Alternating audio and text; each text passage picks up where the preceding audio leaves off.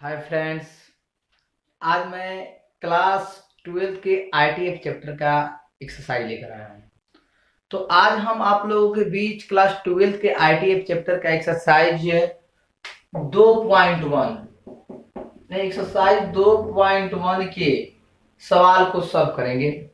तो आप जैसे ही हम सभी सवाल को लिख लेंगे, आप उसके बाद हमारे वीडियो को रोक के आप उस क्वेश्चंस को अपने कॉपी पे लिख लीजिएगा और कॉपी पर लिखने के बाद एक एक करके हम सवाल को सॉल्व करेंगे। उसके बाद आप मेरे कंसेप्ट को समझने का प्रयास कीजिएगा।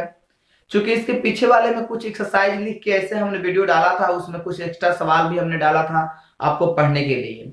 तो हमें उम्मीद है कि आप लोग वो सब पढ़ लिए होंगे और अब तक आपका पूरा फॉर्मूला भी याद हो गया होगा। और जहां तक आपको जो हमने आईटीएफ टेबल में आपको रेंज बताया था वो भी आपको याद हो गया होगा। तो आज हम आपको एक्सरसाइज क्लास 12 के एनसीईआरटी बुक का एक्सरसाइज 2.1 लेके चल रहे हैं। तो आप इस वीडियो को पूरे अंत तक देखिए और अच्छी से पढ़ाई कीजिए। तो चलिए हम स्टार्ट करते हैं अपना एक्सरसाइज। देखिए, हमने यहाँ पे आपको एक एक करके सवाल दे दिए, यानी कि आप ऊपर हेडिंग है निम्नलिखित निम्न के मुख्य मानों को ज्ञात करें। तो मुख्य मानों को ज्ञात करने के लिए अब हम लोग को सवाल मिला है इस एक्सरसाइज में। सवाल तो ऐसे 14-15 है, लेकिन हमने अभी केवल 10 ही सवाल लिए हैं, क्योंकि मुझे इस वीडियो में मात्र शॉर्ट वीडियो बनाना है ताकि वीडियो आपके तक जल्दी पहुंच जाए और आप ज्यादा बोर ना हो, आसानी से देखकर बना ले इस चीज को। इसलिए शॉर्ट वीडियो बनाने का प्रयास किया गया है। तो देखिए, हमने आपको यहाँ पर मात्र 10 सवाल, मानी एक टाइप के 10 सवाल को केवल हमने लिखा है, यानी एक टाइप के 10 सवाल हैं। तब इन्हीं 10 सवाल को हम कैलकुलेट करेंगे। इसके बाद अगले वीडियो में जो बाकी के सवाल हैं उनको सॉल्व करेंगे। तो अब आप इस सवाल को ध्यान से देखिए, इसमें मुख्य मान को ज्ञात करना है। और मुख्य मान को ज्ञात करने के लिए सबसे पहले हम लोगों को ध्यान आना चाहिए कि जो हमने आपको टेबल पढ़ाया है उस टेबल में हमने आपको रेंज जो बताया वो सबसे इंपॉर्टेंट है। और रेंज को ही आपको जबरदस्त तरीके से याद करनी है, यानी आपको रेंज अगर अच्छा से याद हो जाता है तो मुझे पूरा भरोसा है कि आप उस चीज को आसानी से कैलकुलेट कर पाएंगे और आसानी से सवाल को बना पाएंगे। जैसे आप सवाल देख रहे हैं, यानी आप वीडियो रोक के सवाल को लिख भी सकते हैं और जब हम एक एक सवाल बना लेते हैं तो आप उसको अपने कॉपी में आसानी से लिखिए। मुझे पूरा उम्मीद है कि आपको आसानी से समझ में आ जाएगा, क्योंकि पिछले वीडियो भी मैंने इस पे आधारित पीछे के लूसेंट के सवाल हमने बनाया है उस वीडियो में और आपके पास तक पहुंचाने का प्रयास किए हैं। और ये जो है आपका एनसीईआरटी का एक्सरसाइज का है। तो अब आज से एक एक करके पूरे एक्सरसाइज का सवाल डालेंगे और मैं अब शुरू करता हूं इस सवाल को बनाने के लिए। तो चलिए सवाल देखिए, एक सवाल है आपका साइन इनवर्स -1/2। साइन इनवर्स -1/2 हम लेट इसको मान लेते हैं, लेट y बराबर साइन इनवर्स -1/2। देखिए y हमने इसको मान लिया कि लेट y बराबर साइन इनवर्स -1/2। अब आप इस चीज को जरा सा समझिए कि हम लोग को बनाना है। तो बनाने के लिए हम लोग बहुत तरीका अपना सकते हैं। यहाँ से इस सवाल को बनाने के कई तरीके हैं, लेकिन हम आपको वो तरीका बताने चल रहे हैं जिसमें आप आसानी से इस चीज को समझ जाइए। देखिए, साइन का रेंज अगर आपको याद हो तो रेंज आप समझिए, रेंज इसका क्या होता है। तो साइन का रेंज हो गया -π/2 से π/2 क्लोज इंटरवल। तो इसका रेंज अगर -π/2 से π/2 मिल गया तब इस सवाल को रेंज क्लोज इंटरवल -π/2 से π/2, मैं ऐसा इसलिए लिख रहा हूं ताकि आपको आसानी से इस बात को याद आ जाए। बार बार हमारे लिखने से और आपको बार बार देखने से ये चीज आसानी से याद हो जाएगी, इसलिए हम इस चीज को बार बार लिख रहे हैं। रेंज हमने लिख दिया -π/2 से π/2। अब चलिए y बराबर साइन इनवर्स, यहाँ पर -1/2 है तो -1/2 यानी कि 30 का मान है, यानी कि -sin π/6 हम लिख सकते हैं -1/2 के बदले। एकदम आसानी से लिख सकते हैं क्योंकि आप इस चीज को समझ रहे हैं कि हम कैसे लिख सकते हैं -sin π/6। अब आइए आप अगर देखेंगे ध्यान से, साइन पर sin x बराबर x तो y बराबर π/6 आपका आंसर आ गया। यानी कि यहाँ पे हमने इसका मुख्य मान क्या मिला, -π/6। ये एक तरीका हुआ। एक और तरीका है इसका, आप आसानी से देख सकते हैं। एक और तरीका इसको हम लिख सकते हैं कि y बराबर साइन इनवर्स माइनस 1/2। तो देखिए जब हम y इसको मान लिए हैं तो साइन इधर इनवर्स में है, तो जब साइन इधर इनवर्स में है तो इधर आ जाएगा तो ट्रिगो में चला जाएगा, तो साइन y बराबर -1/2। अब आप डोमेन रेंज को देख रहे हैं, रेंज है -π/2 से π/2। तो अब आप इस चीज को ध्यान से देखिए, तो क्या साइन y बराबर माइनस साइन π/6 लिख सकते हैं क्या? और यहाँ साइन से साइन कैंसिल हो गया तो y बराबर बच गया -π/6। हम ऐसे भी लिख सकते हैं, इस तरीका से भी बना सकते हैं, यानी एक सवाल को बनाने के दो तरीका है। हमने दोनों तरीका आपके सामने शेयर कर दिया, अब आप जैसे भी इसको बनाइए। तो चलिए एक ये भी अच्छा तरीका है, इसको भी ले लेते हैं। तो हम उम्मीद करते हैं कि शायद हम आपको इसी एक से सवाल बताए ताकि आप आसानी से इस चीज को बना ले। तो चलिए अब हम 2 नंबर सवाल देखते हैं। 2 नंबर सवाल आपका क्या है, let y equal to cos inverse √3/2। y equal to cos inverse √3/2, cos inverse से इधर आएगा तो क्या हो जाएगा ट्रिगो, तो अभी बच जाएगा √3/2। इनवर्स इधर आया तो क्या हो गया ट्रिगो, अभी हो गया √3/2। अब √3/2 आपको रेंज ध्यान में रखना है, रेंज ही सबसे इंपॉर्टेंट है। रेंज इसका क्या होता है, तो क्लोज इंटरवल 0 से पाई। देखिए क्लोज इंटरवल 0 से पाई, रेंज आपको √3/2 है। तो अब आप सीखिए कि इस √3/2 के मान क्या हम लिख सकते हैं, क्या cos y equal to cos, इसके बदले √3/2 है तो √3/2, तो √3/2 साइन 60 का मान होता है, तो यहाँ पर हो जाएगा cos 30, तो cos π/6, तो y बराबर रिजल्ट मिल जाएगा आपको π/6। देखिए 0 से पाई के बीच में आ गया π/6, यानी इस तरह से 2 का भी आंसर हो गया। इस तरीका से भी हम लोग सवाल आसानी से बना सकते हैं, एकदम आपको मुझे लग रहा है एकदम आसानी से आप इस बात को समझ रहे होंगे। अब यही सवाल आप लेके चलिए 3 नंबर में। तो 3 नंबर लेट माना कि y बराबर cosec इनवर्स 2। आइए आप इस चीज को समझिए, cosec इनवर्स 2। तो क्या हम इस चीज को cosec इनवर्स 2 है तो इसको हम लिख सकते हैं कि cosec y बराबर 2, क्योंकि इधर इनवर्स में इधर आया तो ट्रिगो में हो गया।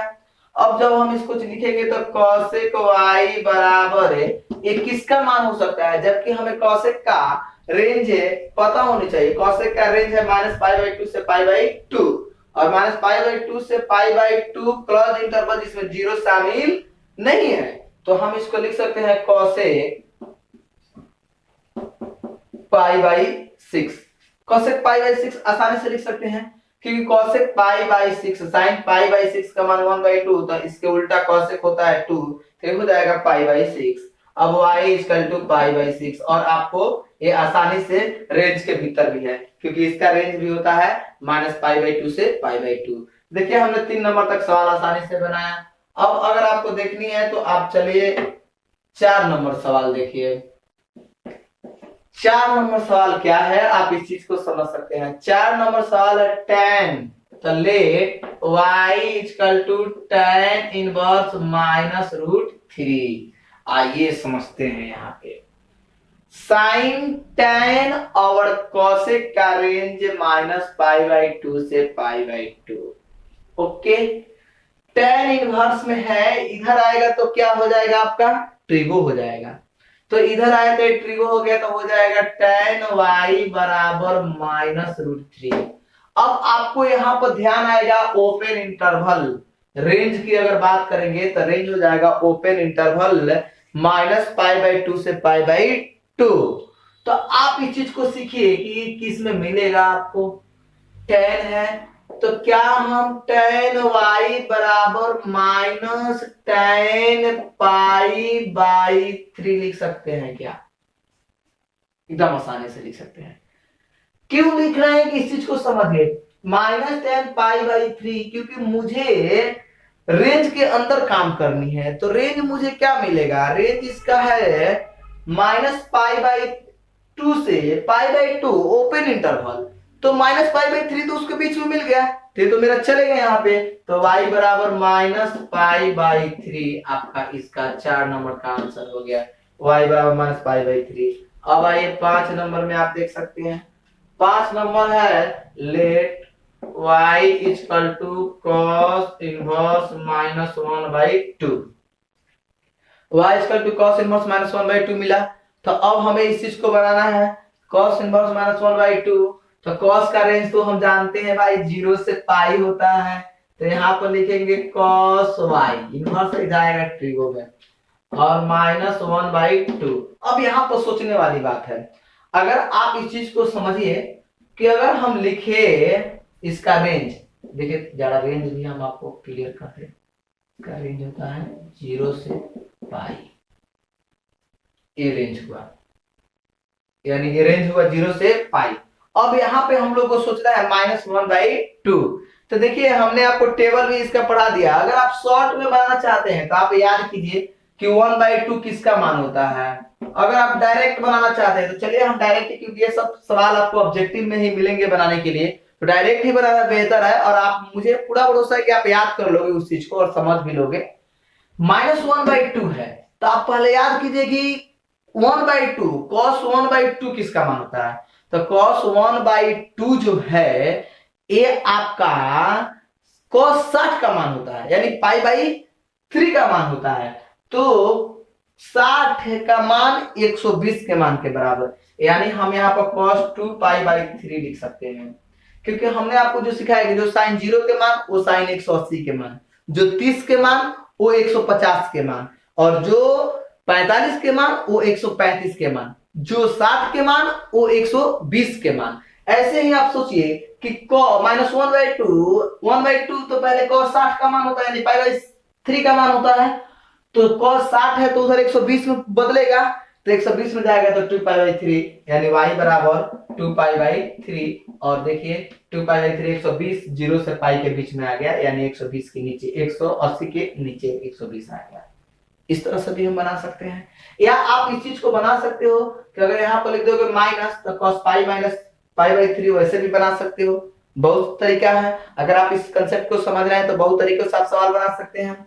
नेक्स्ट चलिए 6 नंबर है tan इनवर्स -1। तो हम इसको मान लेते हैं let y equal to tan inverse -1। तो लिखेंगे तो tan y बराबर -1, तो tan y -1, और इसका तो रेंज आपको याद है, tan का रेंज है -π/2 से π/2 ओपन इंटरवल, तो आसानी से हम लिख सकते हैं -tan π/4, 1 है तो -tan π/4, और -π/4 आपको रेंज के भीतर में आ गया है तो कोई दिक्कत नहीं है। y tan से tan हट गया, कटता नहीं है, हट जाता है, और y इक्वल टू -π/4, ये आपका आंसर हो गया। तो y इक्वल टू π/6 आपका आंसर होगा। इस तरह से अगर आप 8 नंबर सवाल देखेंगे तो 8 number let y equal to cot inverse √3। तो cot इनवर्स √3 हमें मिल गया। अब आइए cot इनवर्स √3 जो वैल्यू मिला आप उस चीज को समझिए। तो उसमें हमने क्या मिला कि cot इनवर्स √3, तो cot इनवर्स √3 इधर आएगा तो हो जाएगा cot y इक्वल टू √3। तो cot y इक्वल टू √3 हो गया। अब आपको समझना है कि ये किसका मान होता है, तो cot y, और cot का रेंज जो होता है, cot का रेंज होता है 0 से पाई, तो ऐसा वैल्यू इसमें रहना चाहिए जो उस रेंज को फॉलो करे। तो रेंज को फॉलो करेगा cot π/6, और cot π/6 का मान √3 हो जाएगा। cot से cot हट गया तो बच गया π/6 आंसर। इस तरह से आप 9 नंबर भी सवाल देख सकते हैं। 9 नंबर सवाल क्या है आपका, let y equal to cos inverse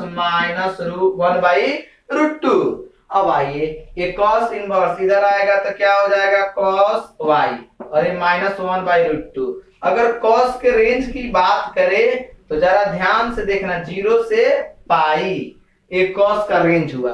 तो आप रेंज ही सबसे बड़ी चीज है इसमें, रेंज 0 से पाई और -1/√2। अगर 1/√2 की बात करें तो ये π/4 की मान है, cos π/4 की मान है, बट माइनस है तो इस रेंज के भीतर तो नहीं आएगा क्योंकि सारा पॉजिटिव में दिख रहा है।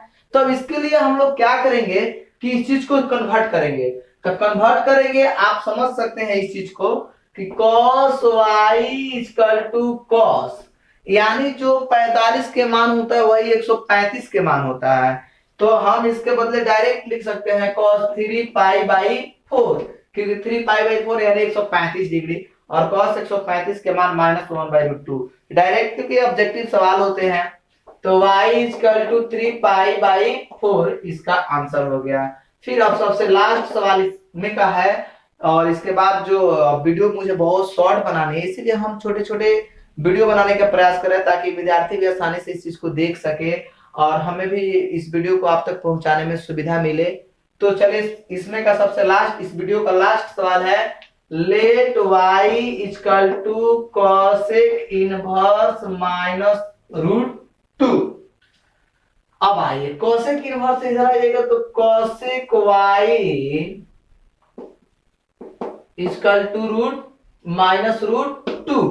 अब आप जरा ध्यान से इस बात को समझ सकते हैं, -√2 यानी साइन 30 के मान 1/√2 होता है, यहाँ पर -1/√2, यहाँ पर -√2 है, तो ये कोसेक का है तो वैल्यू बदल जाएगा, और इसका रेंज जो है ये आपका क्या है, -π/2 से π/2 रेंज है।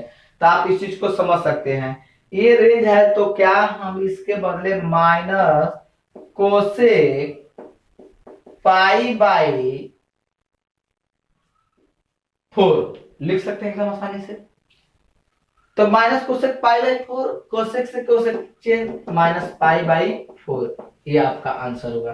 तो देखिए मात्र इस वीडियो में हमने 10 सवाल सॉल्व किए, और इसमें का बाकी का जो सवाल है, और आपको 4 सवाल इसमें बाकी रह गए हैं, तो हम इस 4 सवाल को अगले वीडियो में जरूर शेयर करेंगे, और कुछ अपने से भी सवाल अगले वीडियो में देंगे बनाने के लिए। तो आप इस वीडियो को अंत तक देख लीजिएगा, खूब बढ़िया से देख लीजिएगा, खूब बढ़िया से बना लीजिएगा, अपना समय निकाल के कॉपी पर लिख लीजिएगा, और एक एक सवाल को समझिएगा, और कमेंट्स बॉक्स में जाकर जरूर कमेंट्स कीजिएगा। तब तक के लिए धन्यवाद, फिर मिलेंगे हम अगले वीडियो में।